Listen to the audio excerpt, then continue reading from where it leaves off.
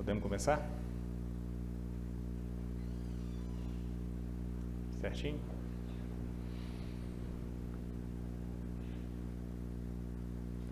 Bom dia a todos, quero cumprimentar a todos que nos assistem neste momento, aos provedores de internet, aos membros do Conselho da Abrint que estão nos assistindo, ao nosso conselheiro Basílio que está aqui, ao Elton.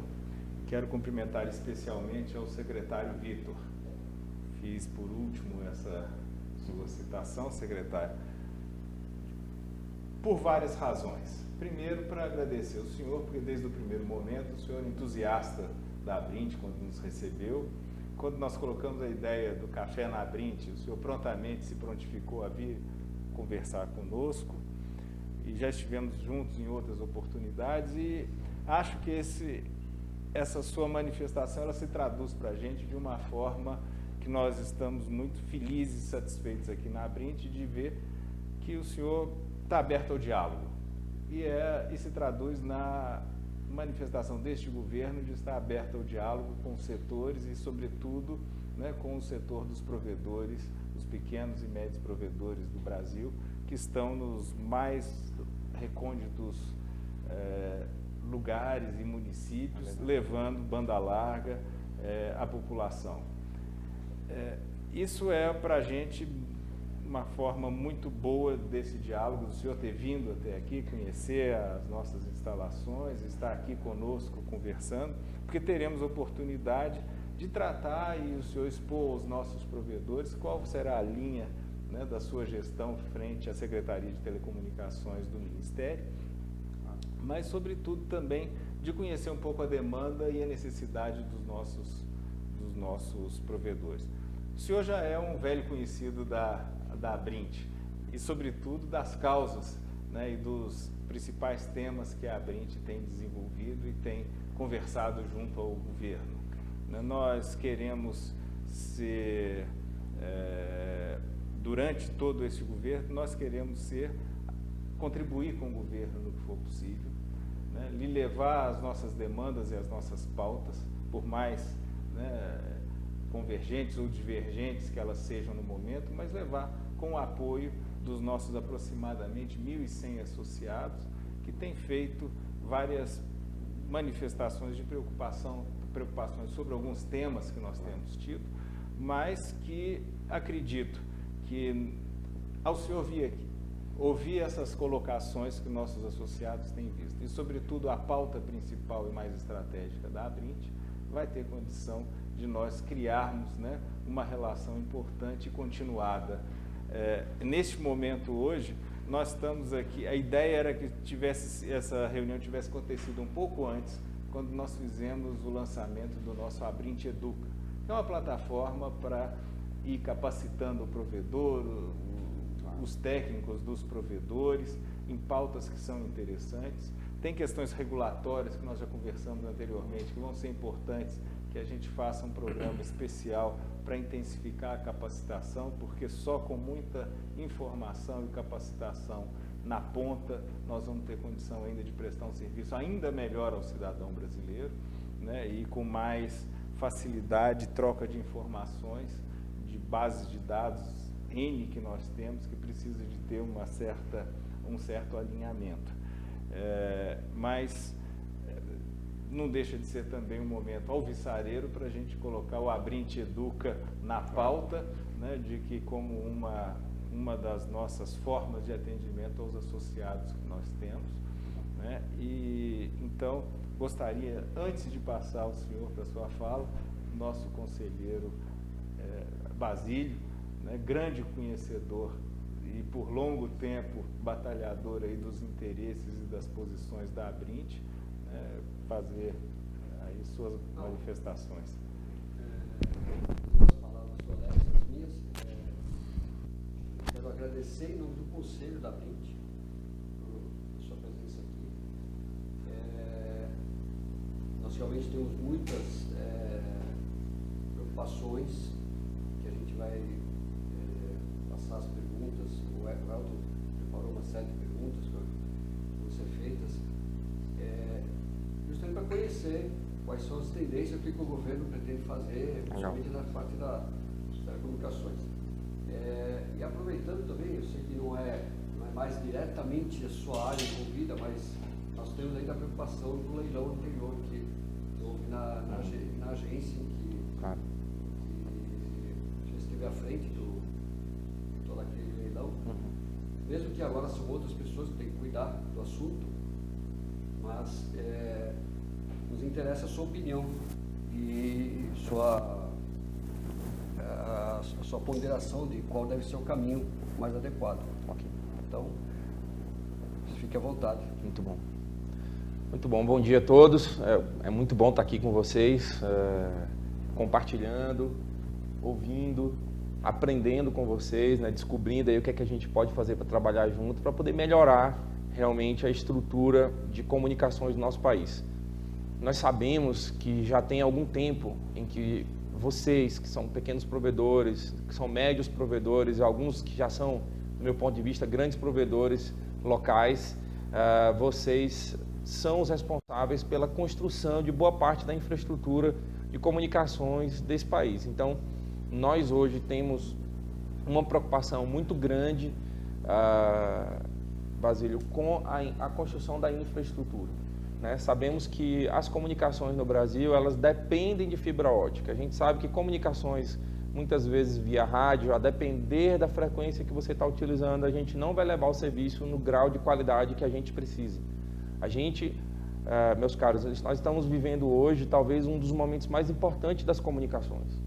Né? Desde 97 que nós não temos aí um desafio tão grande, que é um desafio tanto regulatório quanto um desafio de infraestrutura. Estamos aí às vésperas de ter uma revisão regulatória do setor, estamos às vésperas de talvez um dos maiores leilões que a Anatel vai fazer na sua história, que é agora o leilão do 5G. Então nós sabemos que vivemos realmente um tempo importante, talvez desde 97, 98 que a gente não vive esse momento. Para mim é muito especial fazer parte dessa história, né? E está vivendo essa pequena revolução no setor de telecomunicações. Por que eu falo isso? Porque a gente vai ter o 5G aí, né? E você que está aí assistindo a gente, saiba, você está inserido nisso, né? Talvez você fale, mas 5G não é para mim, 5G é só para empresa grande. Deixa eu te falar, há modelos de negócio voltados para vocês, né? Aos poucos vocês vão descobrir que é possível sim fazer parte desse meio ambiente do 5G, né? Ou pelo menos de você promover infraestrutura para o 5G ou vender aplicações em cima de 5G. Né? Talvez você fale, mas como que eu vou fazer isso usando radiação restrita? Haverá outros modelos de negócio para você poder prestar esse serviço. E aí eu gostaria de compartilhar aqui com vocês qual é a nossa visão, como você falou. Né? Então, a gente reconhece que vocês, como provedores, são responsáveis pela construção da infraestrutura, então a gente precisa promover ou facilitar que o pequeno provedor consiga colocar fibra no país. E a gente sabe que há várias barreiras para isso. Que barreiras são essas? A primeira barreira que eu entendo é a própria barreira do financiamento. Eu quero dizer algo assim, o Brasil tem dinheiro para financiar isso. Dinheiro não é um problema para o país. Se você verificar os fundos que existem já nos bancos, né, fundos garantidores, fundos para construção de infraestrutura, os próprios fundos setoriais, existe dinheiro, né, para isso. Mas por que e esse dinheiro está disponível? Esse dinheiro está disponível, mas existe um problema. Né? Pequenos provedores, principalmente, eles não conseguem obter acesso a linhas de crédito, tendo em vista as garantias. Né? E nós temos trabalhado para que a gente possa utilizar os fundos que já existem hoje, os fundos setoriais, o próprio fundo de infraestrutura do BNDES, como garantia para a construção, para financiamento dessa construção de fibra. Então, eu espero que em pouco tempo a gente já consiga divulgar isso para vocês, sobre linhas de crédito facilitadas para o pequeno provedor. De forma que você consiga pegar o dinheiro do BNDES e dar uma outra forma de garantia, seja a própria fibra, seja uma participação no negócio que o BNDES tem com você. Por exemplo, você vê muito isso no setor elétrico. né? Ou financiamento para a saúde, né? Muitas vezes as empresas pegam financiamento para construir infraestrutura de hospitais, por exemplo, para fazer atendimento ao SUS. Existem linhas de crédito em que você tem como garantia parte daquela renda, né? Então a gente tem pensado em algumas coisas, usar os fundos setoriais, como eu já falei, né? Ou então promover que o próprio BNDES use o Fundo Garantidor de Infraestrutura para poder abrir linha de créditos para vocês. A gente sabe também que um dos maiores desafios nessa área é também que os bancos locais disponibilizem crédito, né? Isso é uma barreira também que a gente tem enxergado. Mas a gente acredita que quando a gente houver essa facilitação das garantias, os bancos locais também se abrirão para receber os pequenos provedores. Um outro ponto que é importante é no que diz respeito à construção de infraestrutura pelo próprio governo. Nós temos, Elton, alguns programas de conectividade no Nordeste e no Norte, óbvio, sem prejuízo das conexões no Sul e tal, mas a gente tem também hoje o foco que é Norte e Nordeste, que é o foco do nosso governo, né? Sabemos que são as regiões menos assistidas. Quando você fala em municípios que não têm conexão, 80%, 90% desses municípios estão nas regiões Norte e Nordeste. E nós sabemos que precisamos levar conexão a esses lugares. Então, a gente tem alguns programas junto com a RNP, certamente alguns que me assistem aqui já são parceiros da RNP, alguns programas com eles para colocação de fibra. Então, a RNP usa hoje as fibras da rede de energia, da Chesf, da Eletrosul, né? Exatamente, as fibras existem, estão apagadas, a RNP tem feito acordos para acender essas fibras e muitas vezes ela cria ali um backbone, mas não tem quem faça o backhaul. E os pequenos provedores têm se achegado ao governo através da RNP para levar a infraestrutura para as cidades. Muitas vezes com contratos de troca, né? Então, em troca de manutenção, a RNP disponibiliza 2 pares para aquele provedor. Em troca da cobertura da estrutura de governo local, a RNP disponibiliza ali uma certa capacidade. Então, esse é um modelo que a gente gosta, nós vamos ampliar isso, né? Estamos aí em contato com a RNP para acender mais redes de fibra no Nordeste. A gente está prevendo aí um investimento somente na RNP da ordem de 80 milhões para fazer isso. E temos também na região norte, que é o nosso foco, a construção, a passagem de um cabo subfluvial, né, através do rio Amazonas, onde a gente vai fazer a interligação da região norte por completo. Hoje nós já temos ali o cabo do Exército, né, muitos de vocês devem saber desse cabo que está lá, ele está rompido, então hoje ele está com alguns problemas aí de manutenção, mas está no nosso projeto fazer a restauração de parte dessa fibra que está rompida ali e também fazer a construção das demais linhas de transporte. Com isso, a gente tendo ali um backbone através do rio, a gente vai precisar dos pequenos provedores para fazer o backhaul. E eu tenho certeza que vocês querem ter acesso a essa infraestrutura também, que vai ser disponibilizada para vocês em breve, né? Então, esse é um investimento alto aí, também que o governo deve fazer através aí de várias fontes de financiamento, para que a gente possa ter essa conexão ali na região norte e nordeste do Brasil. Falando um pouco sobre leilão, nós vamos ter agora o leilão do 5G. A Anatel ainda não decidiu, ou melhor, ainda não tivemos a informação de qual vai ser a modelagem do leilão, cuja faixa de frequência poderia ser disponibilizada para os pequenos provedores, né? Então, a Anatel já divulgou, vai fazer leilão da faixa de 2.3, do 3,5, um bloco de 700 MHz, de 10 MHz, 10 mais 10, e a faixa de 26 GB. Né? Alguns países eles usam a faixa de 26 GB em escala local. Né? Eles não colocam 4 blocos no Brasil inteiro, mas eles colocam aí muitas vezes lotes menores. Os Estados Unidos, por exemplo, fez um leilão na faixa de 26 GB por condados, né? O condado nos Estados Unidos, às vezes você tem condados que é do tamanho de um município, às vezes um município tem vários condados, mas são regiões pequenas, né? Então, o governo, até onde eu sei, não sei como é que vai ser a modelagem do leilão. Se for assim, muito bem.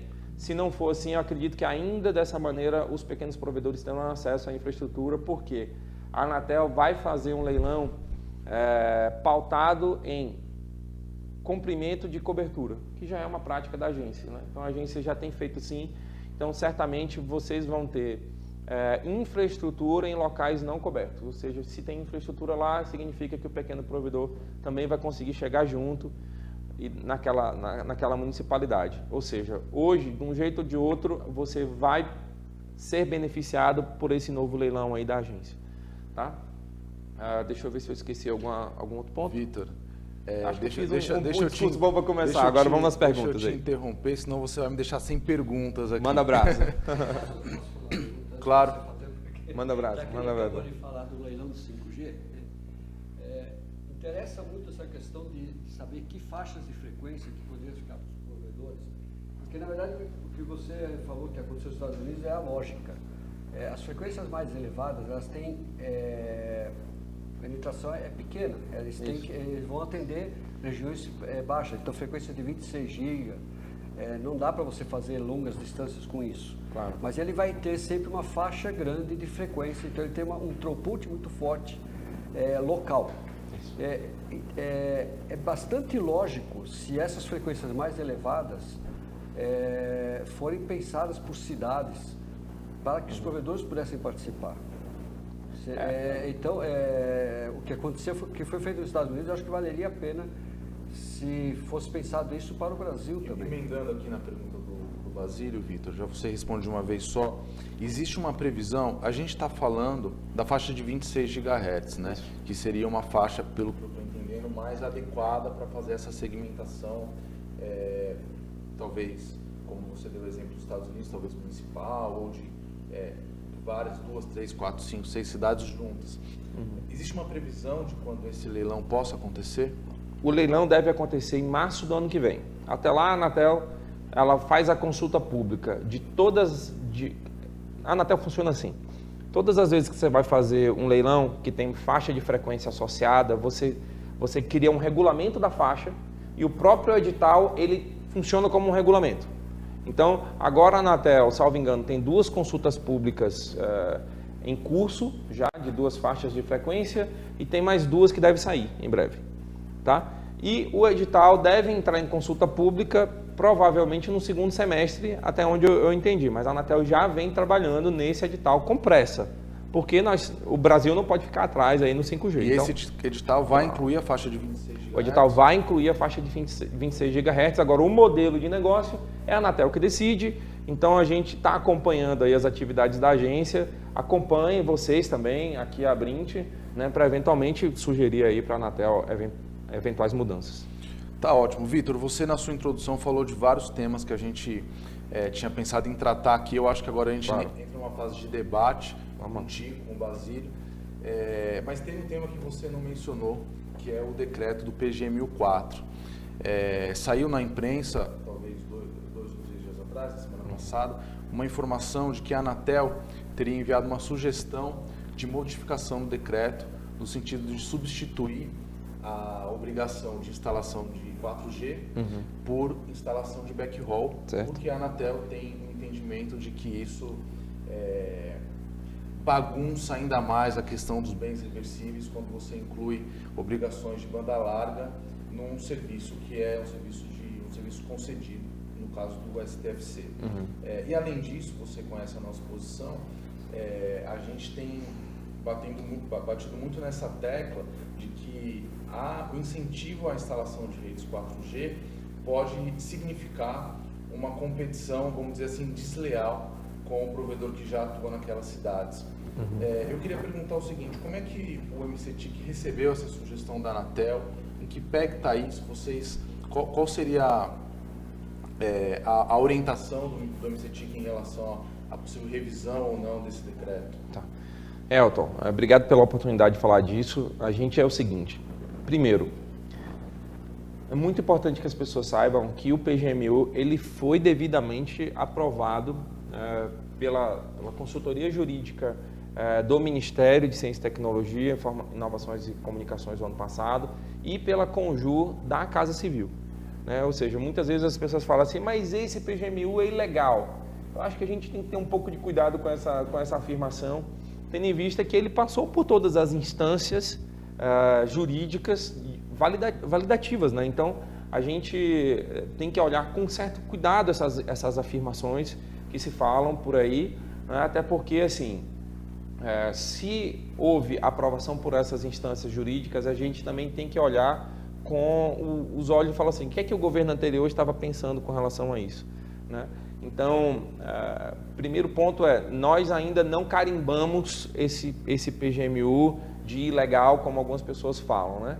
A gente sabe que há uma discussão importante acerca da viabilidade, ou melhor assim, da melhor escolha administrativa sobre o que a gente quer fazer com as obrigações que o PGMU pode trazer. Então, muito se falou sobre por que não fazer um backhaul, como já foi feito no passado, que foi igualmente questionado, né?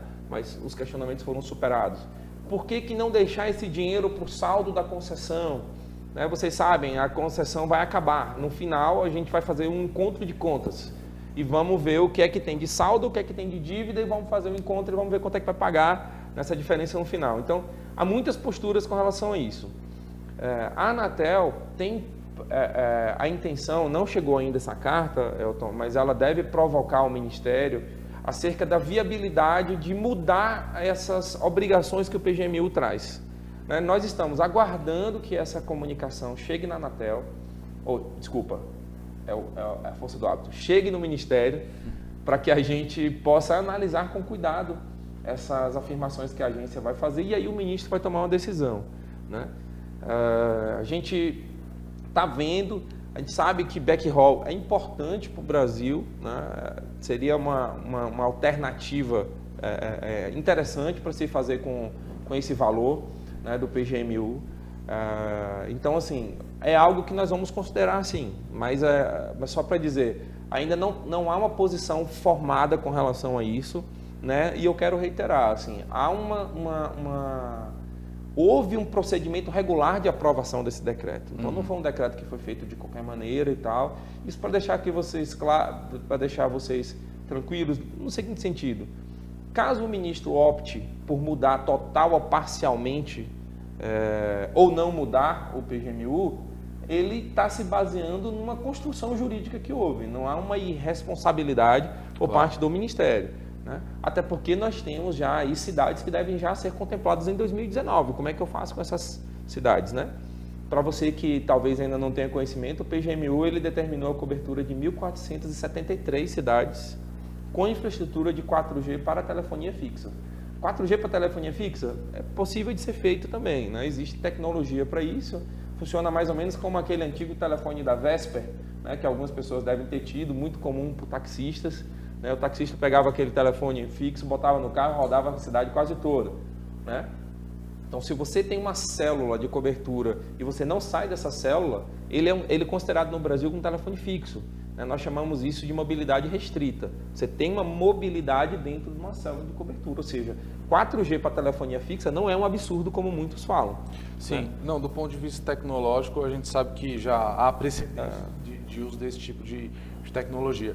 Basílio, eu queria que você aproveitasse esse assunto para falar do levantamento que nós fizemos quando foi publicado o decreto do PGMU e saiu as cidades que receberiam essas redes. Nós fizemos um levantamento que identificou algumas cidades em que existiam provedores atuando lá com banda larga. E o Basílio vai fazer o comentário. Depois, Vitor, eu queria que você respondesse, fizesse um comentário sobre o seguinte: não existe, ou me corrija se eu estiver errado, algum impedimento de que a operadora implante essa rede 4G para oferecer telefonia fixa e cumpra a determinação do PGMU, mas não existe nenhum impedimento de que ela ofereça serviço 4G móvel de forma comercial, como existem em outros lugares do Brasil, né? Claro. Basílio, fala da pesquisa e aí na sua resposta, Vitor, você já comenta esse ponto também, por favor. Na verdade, uma correção, essas 1.400 não são cidades, são localidades. Exatamente. Tem razão. Na verdade, elas não são uma cidade inteira, são distritos não sede. Distrito não sede, às vezes pequenas vilas, coisas desse tipo. Nós fizemos uma pesquisa quando surgiu a lista essa lista já foi renovada, mas quando surgiu a primeira lista, nós fizemos uma pesquisa. Muitos provedores responderam que já atendiam com fibra, inclusive, naquela localidade. Então, o 4G iria levar uma concorrência. O problema dessa concorrência seria uma concorrência quase que obrigatória. Para atender o PGMU, a concessionária teria que obrigatoriamente concorrer naquela cidade que ela não queria concorrer, porque ia ficar caro para ela colocar o 4G lá. Então, essa lista depois, inclusive o Alex andou renovando ela para ter o número exato. Eu não tenho os números exatos agora de quanto que a gente conseguiu juntar nesse momento, mas naquela época tinha mais de uma centena de cidades, nas primeiras que a gente fez o levantamento, de localidades que estavam atendidas. Então, na verdade, a Brint nunca levantou o caso de ilegalidade no PGMU. A gente até concorda que passou pelos procedimentos adequados e tal. O problema é o resultado técnico da coisa, o resultado efetivo.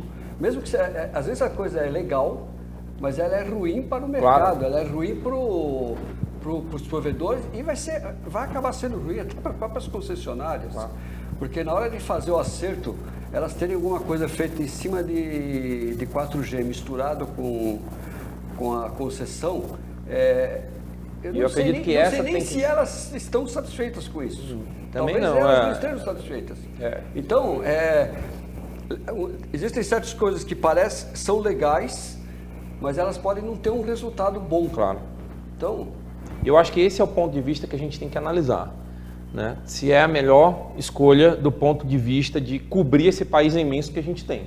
Então, se eu já tenho, por exemplo, cidades que já têm cobertura lá, por que eu vou levar lá, sendo que eu tenho cidades que não têm cobertura nenhuma e eu tenho esse recurso disponível, né? Eu concordo contigo, estou até aguardando a lista de vocês lá. A Anatel já revisou a primeira lista de localidades, mudou mais ou menos umas 100 cidades por aí, e a Brint aqui também deve nos dar alguma outra sugestão acerca de quais localidades que já tem infraestrutura funcionando. Eu acho que essa é adequada. A gente ainda nós temos hoje mais de 50 milhões de pessoas no Brasil que ainda não têm acesso a comunicações. Tá? Aí você fala, mas a densidade do celular, a penetração não é mais de 1 para 1, é porque tem muita gente que tem 3 equipamentos, 2. Né? Mas você vai em muitos lugares onde ninguém tem nada. Então, é esse Brasil que as pessoas falam do Brasil profundo que a gente precisa ir. Né? E a gente sabe que é muito dinheiro para fazer isso e tem pouco dinheiro disponível. Então, a gente precisa aproveitar uma oportunidade dessa, como o contrato de concessão, que gera um recurso de investimento para a gente aplicar na região correta. Eu concordo plenamente contigo. Só queria deixar claro assim, que as trilhas jurídicas para qualquer decisão foram percorridas e que agora é uma visão de o que é melhor para o país do ponto de vista desse novo governo. Eu acho que essa é a postura e a gente está aguardando esse documento da Anatel chegar. Posso estar até falando besteira se chegou agora de manhã, que eu já estava aqui cedo, mas assim que chegar nós vamos analisar e o ministro deve tomar alguma decisão sobre isso, porque o decreto é assinado pelo presidente da República e pelo nosso ministro de Comunicações, não é uma decisão isolada dele. Perfeito, tá ótimo. Vitor, antes de passar para a próxima pergunta da lista aqui, eu quero fazer uma pergunta que chegou pelas nossas redes sociais, do pessoal que está assistindo a transmissão, que é a seguinte: como faz para participar do leilão de 5G? Como faz para participar do leilão de 5G? Primeiro, participa da consulta pública do edital, para que você faça sugestões no sentido de alterar o edital para que você tenha condições de participar. Porque esse leilão, ele tende a ser um leilão de faixas muito caras. Né? Não sei se você viu o leilão do 5G na Itália, que é um país, vamos dizer assim, ainda que seja um país da Europa, mas é um país dos países da Europa, não é um dos mais ricos da Europa, né? Muito pelo contrário. Na Itália eles fizeram um leilão que arrecadou 40 bilhões de reais. Caramba. Então, assim, é muito dinheiro. Então, a gente vai reproduzir esse modelo de negócio aqui? Acredito que não, né? Acho que a Itália, óbvio, né? Com todo respeito, mas acho que ela adotou um modelo que a gente não é adequado para o Brasil, que são modelos com grandes blocos de frequência. Então, aí você vendeu grandes blocos para grandes operadoras. Então, ou seja, pequeno provedor, médio, até a maioria dos grandes não tem a menor condição de entrar. Então, se você quer participar, verifica o modelo que o edital vai trazer, né? de que forma que vai ser colocados os lotes à venda, participa lá, tipo, olha, assim o pequeno provedor não vai entrar e tal, né? E aí, depois disso, quando o edital estiver disponível, normalmente o edital ele é publicado e o leilão só acontece 30, 45 dias depois do edital. Então é aí que você tem que se preparar, tá? Uma das coisas que eu queria falar com você, como eu já fui presidente de comissão de licitação, Elton, se você me permite aqui dar um conselho. Claro. Se você não tem experiência, procure ajuda. Procure ajuda da Abrint, né? Procure ajuda de uma outra consultoria jurídica, né? Não estou querendo fazer propaganda para advogado aqui, mas eu vi vários provedores, né, terem dificuldade com pagamento de boleto, por exemplo.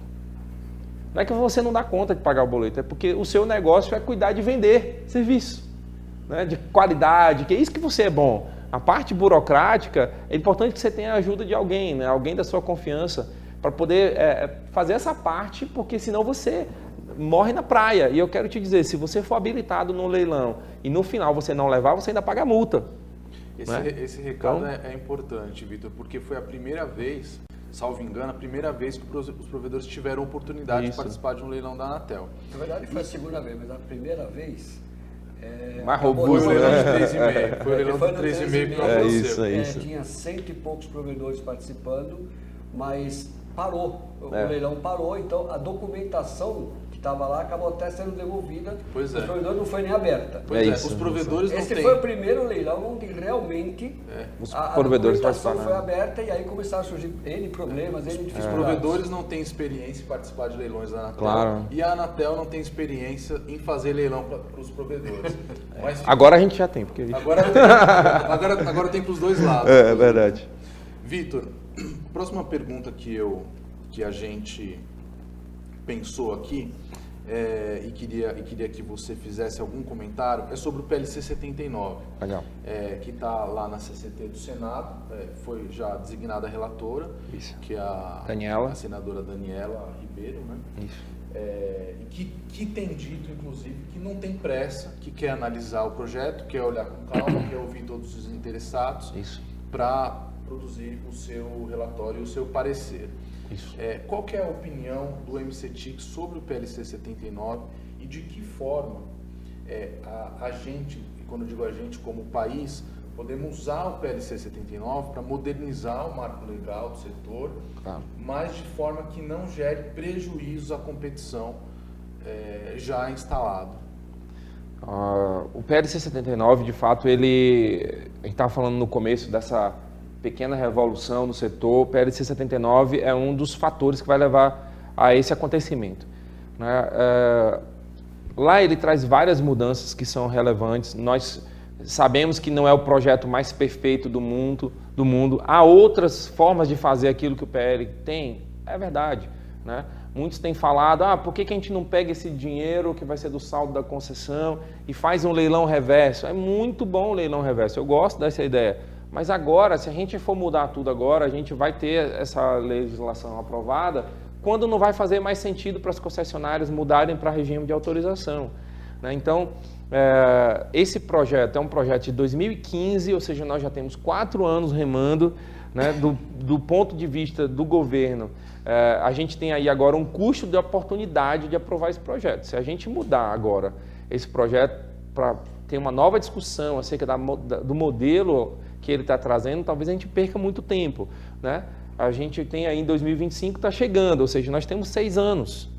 Esse projeto de lei, Basílio, se ele for aprovado agora, nós temos aí, no mínimo, 6 meses de construção de plano geral de outorgas, de regulamentos, de política pública para a aplicação dos investimentos, da própria definição do valor dos investimentos, porque a Anatel vai fazer uma consulta pública acerca da metodologia, o TCU vai participar, ou seja, a gente tem muito trabalho. Eu sempre tenho dito lá que o PLC 79, ele é uma porta, mas a gente precisa percorrer um caminho muito grande ainda depois que ele for aprovado. Ou seja, se a gente joga essa aprovação para 2020, 2021, a gente vai ter a implementação desse projeto em 2022.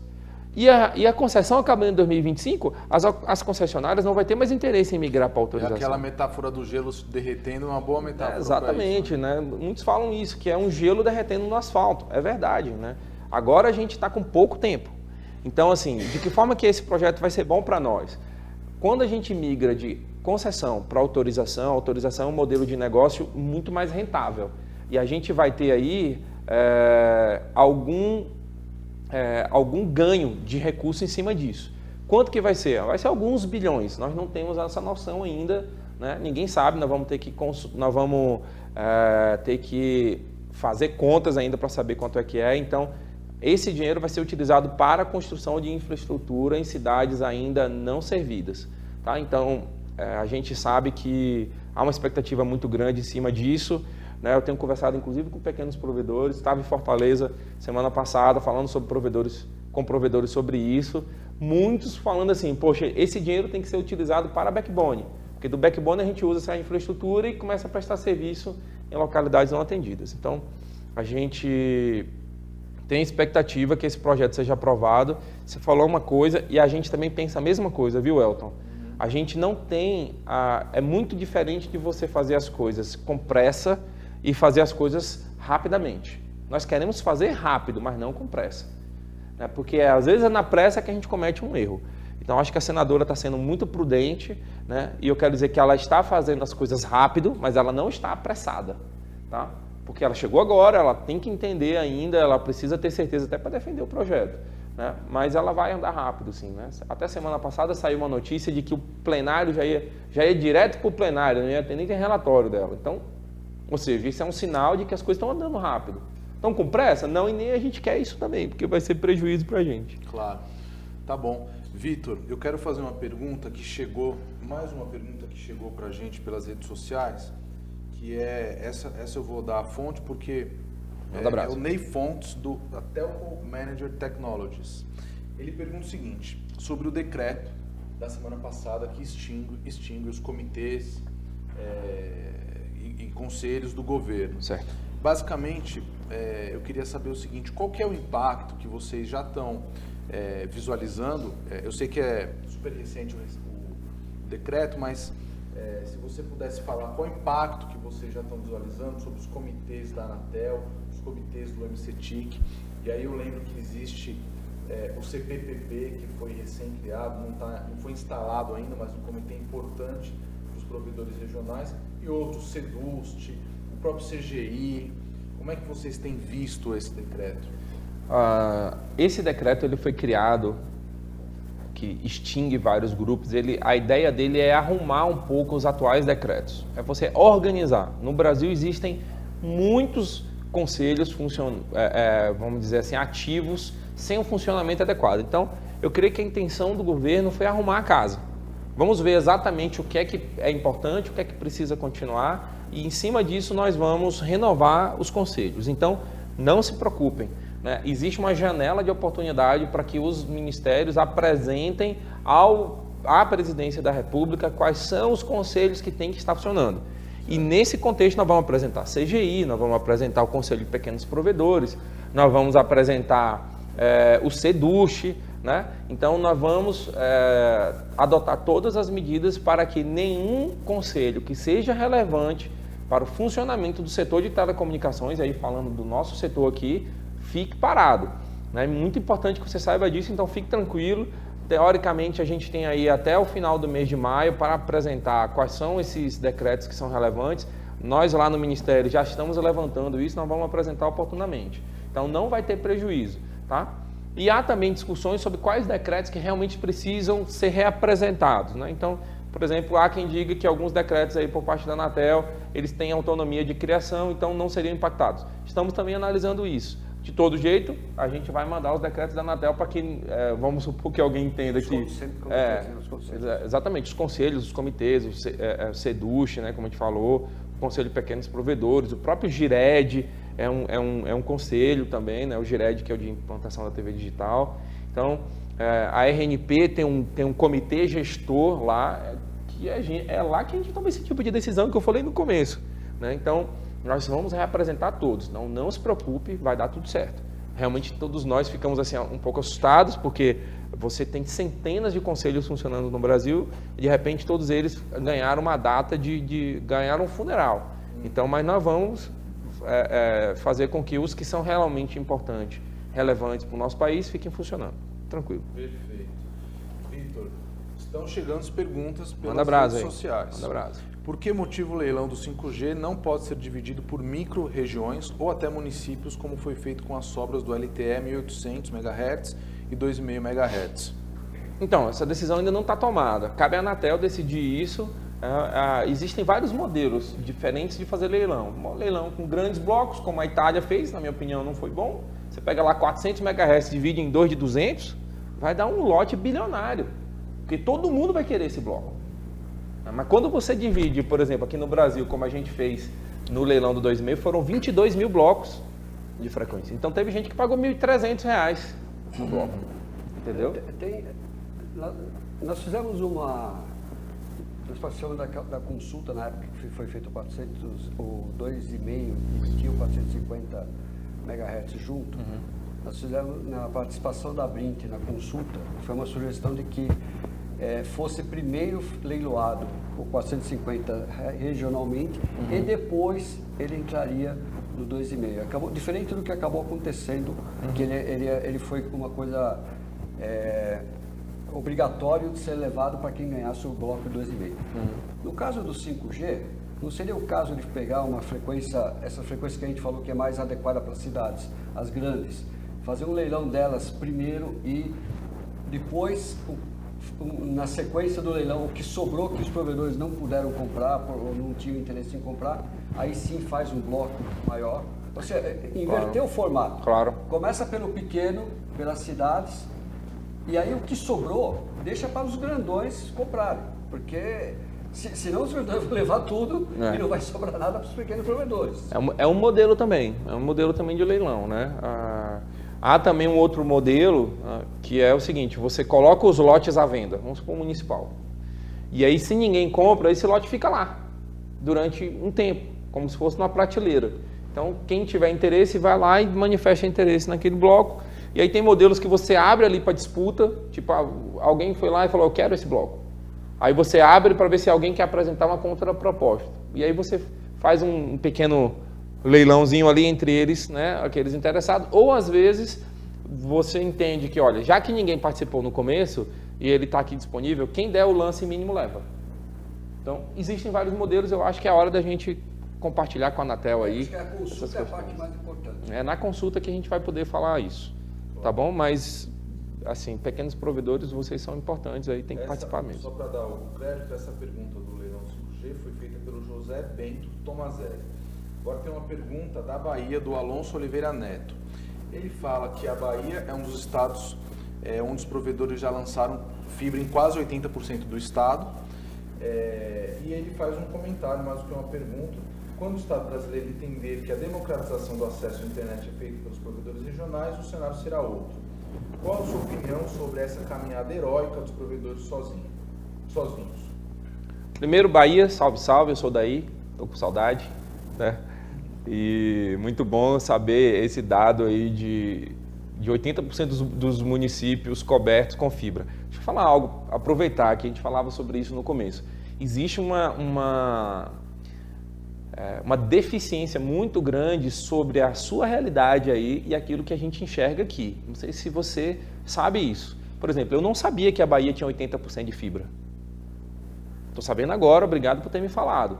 E aí eu quero te falar algo. Muitas vezes a gente não consegue mandar dinheiro nas políticas públicas para os estados porque a gente não sabe. Às vezes eu estou botando dinheiro onde já tem, que é o caso do PGMU, e esses 20% dos municípios não cobertos, eu não estou concentrado. Ele não aparece para mim. Essa, na verdade, é a nossa briga eterna. De que os provedores digam o que estão fazendo. Porque se os provedores não falam o que estão fazendo, não dizem as cidades que estão atendidas, o governo não tem como fazer a gente não tem como política. Fazer. Não tem como fazer política. Então, assim, agora tem que dizer, é heróico você botar 80% de cobertura com fibra num estado do tamanho do estado da Bahia. É heróico isso. Foi bom você ter tocado nesse ponto dos dados, da ausência de informações fiéis por parte do governo como um todo.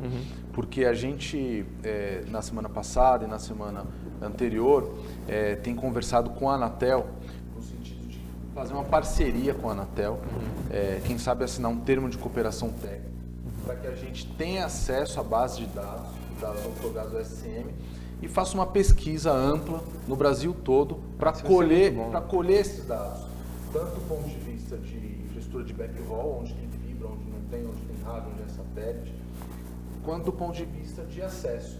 Quais cidades são atendidas pelos provedores regionais? Porque aí, eu acho que é esse o papel da Abrint, e aí eu faço um apelo para os associados, e mesmo quem não é associado, isso vai estar aberto para todos poderem contribuir, para a gente poder levar informação para o governo. E aí sim o governo tomar a melhor decisão, porque é óbvio, isso é uma coisa óbvia, ninguém quer botar dinheiro onde não precisa. Claro. Só que essa informação tem que aparecer para o governo. Então a gente deve... Avisem. Eu acho que existe uma questão de receio também, né? Deixa eu te falar, você que é um provedor regional pequeno, você tem uma espécie de feriado regulatório na agência, não sei se você sabe isso. Até 5 mil usuários você não precisa nem de outorga. Né? E a depender hoje até do PGMC, você até 50 mil usuários, você tem obrigações quase zero. Entendeu? Você vai ser cobrado como adulto, vamos dizer assim, quando você... um adulto regulatório, vamos dizer assim, né? Quando você tiver mais de 50 mil, até porque aí você... Na verdade, agora é mais, agora é 5%. É 5% daquela região e tal. Então, assim, vou até usar o conceito anterior, que era 50 mil. Quando você tem 50 mil, que agora é mais, mas se você tem 50 mil usuários, você aguenta comida mais sólida. Você não pode mais ser tratado como um pequeno, alguém que tinha ali, que colocou uma lan house no passado, né? Tem muito isso, a gente vê muito isso no interior, né? Antigamente era uma escola de informática, virou uma lan house e agora o cara virou um provedor. Você não é mais lan house, você é um provedor regional, você é responsável pelo ato heróico. Então, assim, chega um determinado momento que a gente precisa que você também nos acompanhe no que diz respeito às obrigações. Mas eu quero te dizer, talvez alguém pode me dar esse dado aqui, 80% dos provedores têm menos de 50 mil usuários. Provavelmente. Né? Então, por que você está preocupado? Por que você está com medo? Dê informação, porque isso vai me ajudar a te ajudar aí. Né? Então, muitas vezes, por exemplo, deixa eu só te dizer uma coisa. Às vezes a RNP ela tem uma obrigação de cobertura, de colocação de fibra em determinada cidade. Ela não sabe que você está lá. Aí, às vezes, ela vai construir a fibra de novo. Muitas vezes, sabe o que ela faz? Quando ela chega em determinado lugar, ela faz um acordo com o provedor, ela não constrói e usa a sua fibra. Então, assim, como que ela vai procurar você se ela não sabe nem que você existe? Então, mas de todo modo, parabéns para vocês aí que estão fazendo esse trabalho. Eu acho que é fundamental para o desenvolvimento do país, mas a gente precisa fechar o país inteiro com fibra. Né? E para isso eu preciso saber onde é que já tem, para eu poder utilizar a sua infraestrutura para conectar os nossos órgãos públicos, as escolas, os hospitais, né? E eu preciso saber onde não tem, que é para eu poder focar a minha política pública. Informa isso para a gente. Acho que é uma boa intenção, Elton, fazer isso, para que a gente possa ter a informação adequada. Né? 80% de cobertura na Bahia, eu vou voltar até mais feliz agora para casa. Pois é. No Paraná, viu, Vitor, chegou aqui do Carlos Ariel Guaridos Ferreira, que inclusive é conselheiro da Abrint. Dificilmente tem cidade com menos de 3 provedores com fibra nas cidades acima de 5 mil habitantes. É verdade. Vitor, a gente está terminando, eu acho que a gente já conversou praticamente 1 hora aí. Como você sabe, a gente lançou em fevereiro o Abrint Educa, que é uma plataforma de ensino à distância da Abrint. Legal. Que tem o objetivo, de alguma forma, endereçar essa questão que a gente conversou agora, que é de capacitação, treinamento do provedor. E tem lá na Abrint Educa, na plataforma, um curso de preenchimento de CIS. Ótimo. Inclusive. Ótimo. Então, como o Alex falou no começo, a gente quer conversar com o MCTIC, a gente sabe que o MCTIC tem agora um secretário que veio do Sebrae. Isso. A gente tem certeza que tem muita coisa em comum que a gente pode trocar, que a gente pode absorver essa expertise que veio do Sebrae para aperfeiçoar a nossa plataforma. Essa conversa deve acontecer aí nos próximos dias. Ótimo. Agora eu acho que você pode fazer uma saudação final e a gente encerra a nossa primeira transmissão. Muito bom. Gente, então primeiro eu queria mais uma vez agradecer pela oportunidade. Falar sobre provedores regionais é algo muito empolgante, a gente fica muito feliz. De vez em quando ter a oportunidade de ir em localidades, conhecer vocês, espero poder continuar fazendo isso. Parabéns pelo trabalho de vocês, eu acho que vocês são os responsáveis pela construção de infraestrutura no nosso país. E nós contamos com vocês lá no Ministério, nós queremos ajudá-los a crescer cada vez mais, a gente fica feliz. Eu já vi muito isso, de eu chegar às vezes num evento e ter um provedor pequeno, ele está simples ali, às vezes quando eu vou no outro ano ele já tem o dobro de usuários, eu fico muito feliz, porque se você está bem, o país está bem, né? E se a gente tem comunicação, a gente tem boa educação, a gente tem uma saúde mais conectada e, portanto, mais eficiente, né? A gente tem desenvolvimento no comércio, a gente tem competição, né? Tudo isso por conta da internet. Então continuem firmes, contem conosco, contem aqui com a Abrint tem sido muito relevante nesse papel de agregar as ideias, as necessidades de vocês e trazer para nós como governo. Participem das consultas públicas. Se você às vezes não sabe direito mexer nas coisas, manda para cá, que eu tenho certeza que eles vão pegar a sua contribuição e levar para a gente. Claro. Então, assim, estamos aqui por vocês. Vocês são importantes para nós, contem conosco, contem aqui com a Abrint também, porque a gente precisa estar organizado. E estando aqui nessa associação, eu tenho certeza que nós vamos mais longe. Muito obrigado, um bom dia, boa semana para todo mundo. Obrigado, Vitor, obrigado, Basílio, Alex. E só avisando, a próxima transmissão vai ser no dia 24 de abril com o Arthur Coimbra do MCTIC. Muito bom. Bom? Ótimo, muito bom. Obrigado.